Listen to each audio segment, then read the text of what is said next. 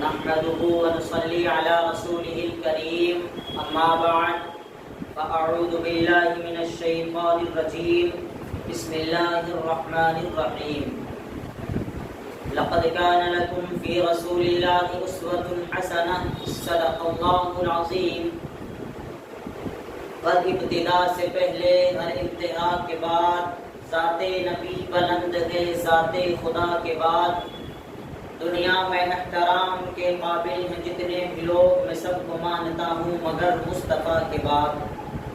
محترم ناظرین اکرام، آج میں 12 ربیع الاول کے حوالے سے کچھ باتیں عرض کرنا چاہتا ہوں، اس امید کے ساتھ کہ آپ سامعین میری باتوں کو بغور سنیں گے اور دوسروں تک بھی پہنچائیں گے.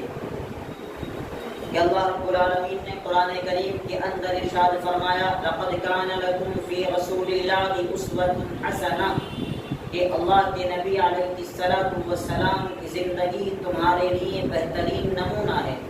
یعنی کہ اللہ کے نبی علیہ السلام کی زندگی سے افضل زندگی ہمارے لیے کسی کی زندگی نہیں ہو سکتی. اب ہمیں کسی کو آئیڈیل بنانا ہے، کسی کی زندگی کو نمونہ بنانا ہے تو وہ محمد رسول اللہ صلی اللہ علیہ وسلم کی زندگی کو بنانا ہے. اب ہمیں ہمارا کردار، ہمارے اخلاق، ہماری گفتار اگر ہونی چاہیے تو وہ محمد رسول اللہ صلی اللہ علیہ وسلم جیسی ہونی چاہیے. اب یہ مہینہ 12 ربیع الاول کا چل رہا ہے.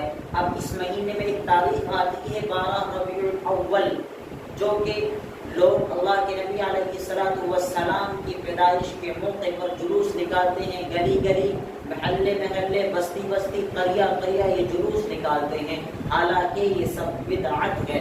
بدعت اس بات کی دلالت ہے، بدعت اس لیے ہے کہ جب اللہ کے نبی علیہ السلام کی زندگی کو ہم نے پڑھا تو اللہ کے نبی علیہ السلام کی زندگی میں یہ جلوس ہمیں کہیں نظر نہیں آیا. اور جب ہم نے صحابہ اکرام رضوان اللہ تعالیٰ علیہ اجمعین کی حالات زندگی کو پڑھا تب بھی یہ جلوس نظر نہیں آیا.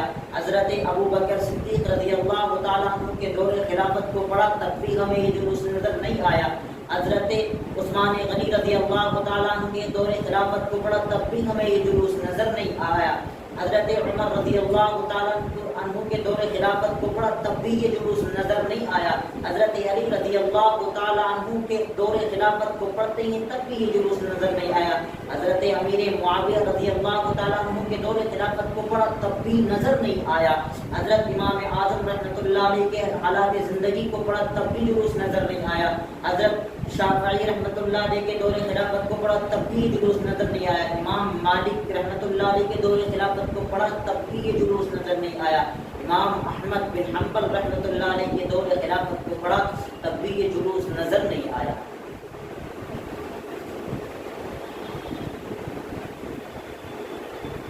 میرے دوستو، یہی بات علماء دیوبند سمجھاتے سمجھاتے تھک گئے، پریشان ہو گئے، لیکن کسی نے اس بات کو اقرار نہیں کیا، تسلیم نہیں کیا، کیونکہ حق بات کسی کو ہضم کہاں ہوتی ہے. اب آئیے چلیے میں آپ کو ایک کلپ سنوانے والا ہوں جو انہی کے مسلک کے ایک عالم ہے. وہ بڑے ماشاءاللہ بڑی اچھی بات کری انہوں نے، ان کی بات سے میں بہت متاثر ہوا ہوں.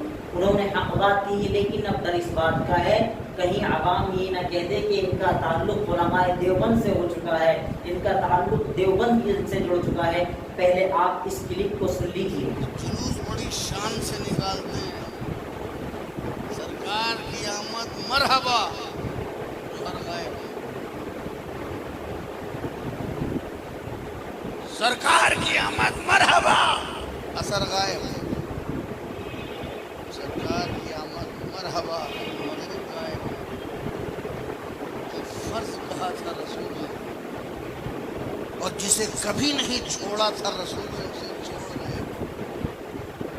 وہ کون سا جلوس محمدی ہے؟ کیا اس کو جلوس محمدی کہو گے جس میں اطاعت محمدی نہ ہو؟ سجدے کو چھوڑ کر کے کوئی جلوس محمدی نہیں ہو سکتا، نماز کو چھوڑ کر کے جلوس محمدی نہیں ہو سکتا. ارے سیکھنا ہے تو حسین سے سیکھو کربلا کے میدان میں.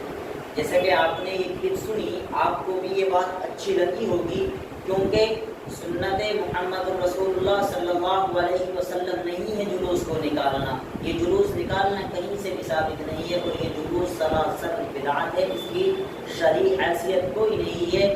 اس لیے جلوس نکالتے ہیں، حالانکہ جو اللہ کے احکام ہیں، جو محمد رسول اللہ صلی اللہ علیہ وسلم ارشاد فرما گئے، قرۃ عینی فی الصلاۃ، میری آنکھوں کی ٹھنڈک نماز ہے، ہم اسی کو ترک کر کے اللہ کے نبی کی پیدائش کے موقع پر جلوس نکالیں تو کیا محمد رسول اللہ خوش ہوں گے؟ نہیں، ہم اللہ کے نبی کی بغاوت کر رہے ہیں، ہم اللہ کے نبی سے مخالفت کر رہے ہیں.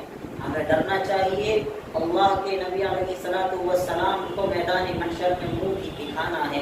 اللہ کے نبی علیہ الصلوۃ والسلام سے حوض کوثر میں ملاقات بھی ہونی ہے کہ اللہ کے نبی ہم سے منہ نہ پھیر لیں.